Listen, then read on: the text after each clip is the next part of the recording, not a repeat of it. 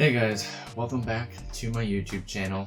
I thought I would make a video about productivity because my friends and I have been struggling to stay motivated to get things done. Most of this is, due to the pandemic currently going on, so hopefully this is useful for you. I'm not an expert in productivity, but I did my own research and found some information you might find that's useful, but I would recommend that you take everything with a grain of salt because sometimes your own experience is a little bit more reliable.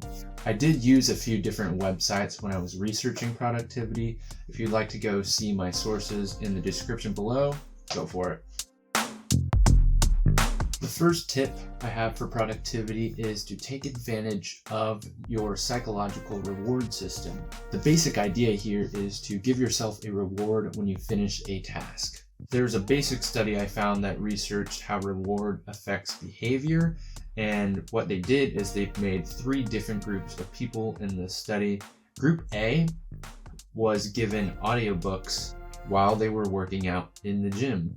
Group B was given audiobooks and also encouraged to go to the gym more. Group C was just a control group, so they were just encouraged to go to the gym. If you guessed that Group A was more motivated to go to the gym because they could only access the audiobooks at the gym, then you were right. They went to the gym more than all the other groups. They outperformed Group B and C. I also found it a little interesting that Group B outperformed Group C because Group B was given access to the audiobooks at any time. So do audiobooks make you go to the gym more? I don't know. What do you think? The important idea to keep in mind here is to not reward yourself until you've completed a task, and then make sure you reward yourself. And this does kind of force yourself to exert some self-control. And I know that can be difficult, and that's going to be the hard part about this. If you're trying to do something more and you're trying to think of different kinds of rewards, try to think of something that you already are almost addicted to. So for example, you could use from the study, you could start listening to audiobooks right after you do the task that you want to do. You could also do something like video games, watching an episode of your favorite TV show, which, since we're all at home, that doesn't really disturb anyone. And something simple as chocolate. Just give yourself a little treat, basically. The second tip I have for you is pretty basic, but it's to make a plan and stick to it.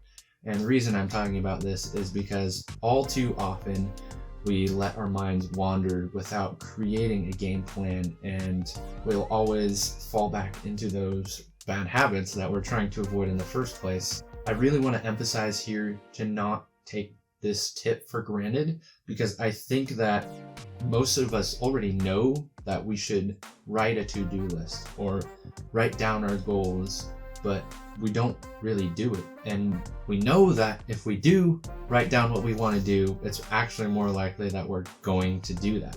I mean, if we don't make goals or to-do lists, we're not just going to accidentally do exactly what we wanted to do. It's important to figure out in your brain or on paper to really define what you're aiming towards. It might be a good idea to set a new daily ritual to make something like a to-do list or some sort of list of what you want to accomplish in your day. Some people like to do this the night before.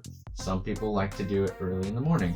Also, one small clarification here. I'm talking mostly about short-term goals here. If you're making goals that are long-term, that's really great, and I want you to aim high, aim for your dreams, but also I think it is important to know and figure out what you need to do short-term to accomplish those long-term goals. So you have to make a short-term game plan and slowly creep your way towards that long-term achievement that you're going towards. Also, I know that there's this study that says that physically writing down your goals will tremendously increase the chance that you will accomplish what you have set out to do.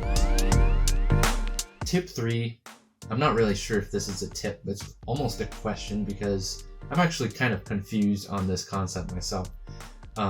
And my question is, does visualization increase the likelihood of success? Now you might be wondering, okay, why are you sharing this? I wanted to share this because I'm kind of confused and I actually want to know what you guys think about this. One person I know that is very vocal about being very, very visual and saying that's helped them towards their success is Conor McGregor. He will admit that he has thought out in his mind how exactly he defeats his opponent, and it happens in the boxing ring. But this article I found while I was researching actually found the opposite. It found that when people visualize their goals so strongly, it tends to be more like a fantasy, and it actually tricks their brain into thinking that they've already achieved their goal, and that kind of thinking decreased their motivation and effort that they would put in, and they wouldn't have enough mojo to put in the work that's needed to become successful. I really want to know what you guys think, so if you have a strong opinion about this one, please let me know in the comments below. Tip 4 for productivity is to work on something that you're good at. And this might sound a little weird, but studies have shown that when you work on something that you're really skilled at, then it's a lot easier to get into what's called the flow state. And one of the easiest ways to tell that you're in a flow state is time flies by very quickly, a lot more quick than if you were doing something super repetitive, especially if you're not really sure what you're doing. Studies also show that people are happier when they're doing something that they're good at.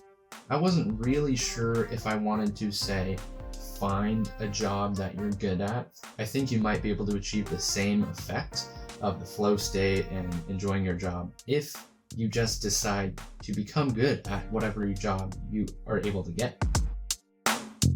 Tip number 5 comes sort of from a book, The Power of Habit, but if you want to get rid of bad habits, you can't just get rid of them. You have to replace bad habits.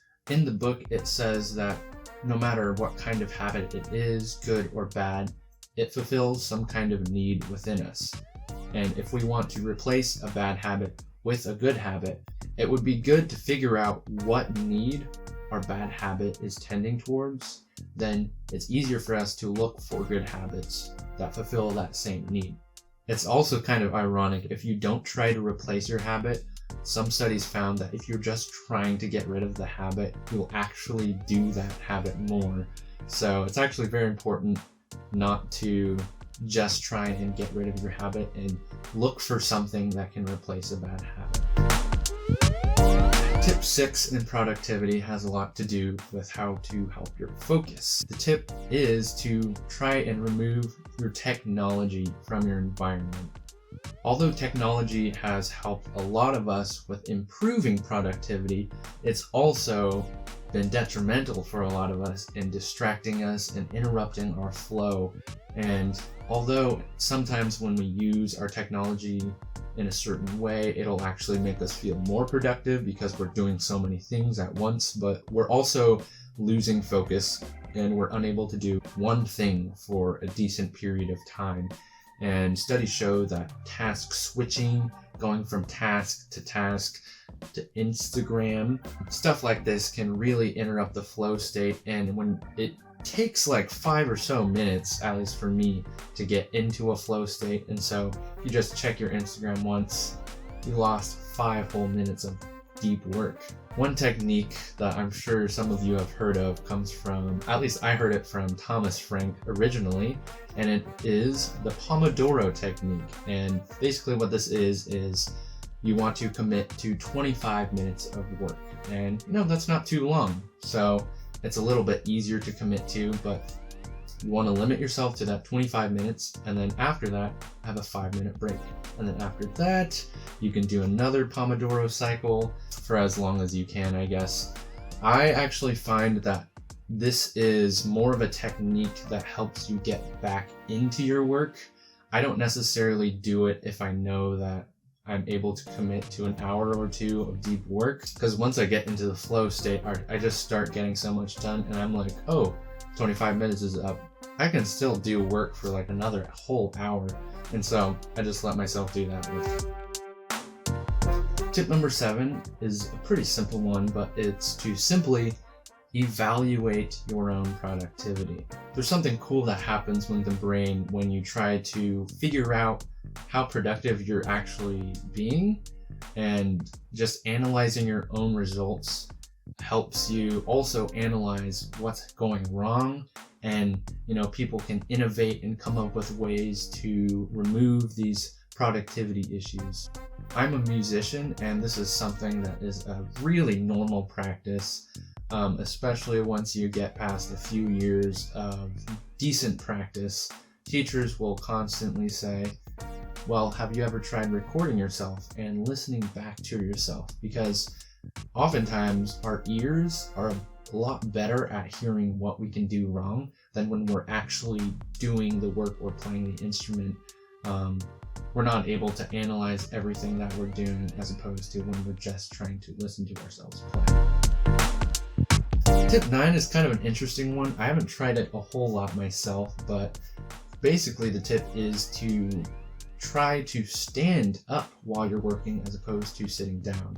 Which is funny because I'm kind of sitting down right now.